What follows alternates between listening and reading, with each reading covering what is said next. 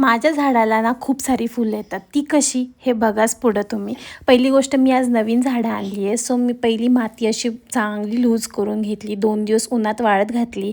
त्यानंतर तुमच्याकडे जे निर्माल्य असेल ना ते तुम्ही भरून टाकू शकता ह्याच्यामध्ये. छान ह्याचा कंपोस्ट तयार होतो. कुठल्याही खताची ते गरज भासत नाही. आणि मग मी माझं नवीन झाड लावले. इथे तुम्ही ना केळीची सालं वाळलेली किंवा कांद्याची सालं जी असतात ना तीसुद्धा टाकू शकतात. इतकी छान झाडं येतात. ह्याच्यामध्ये इतकं पोटॅशियम असतं ना आणि झाडांना पोटॅशियम खूप गरजेचं असतं. इवन तुम्ही इप्सम सॉल्ट हे मेडिकलमध्ये भेटतं तेही तुम्ही टाकू शकता पाण्यात मिक्स करून. तेही झाडांना खूप छान ग्रोथ देतं आणि छान फुलंसुद्धा येतात. आता इथं मी जी झाडं माझी ऑलरेडी होती त्याची बाजूची माती लूज केली. त्याच्यातसुद्धा खतं टाकली आणि झाडांना पाणी सोडलं. त्या ह्या पाण्यामध्ये मी ह्युमिक ॲसिड ॲड करून सगळ्या झाडांना पाणी दिलं.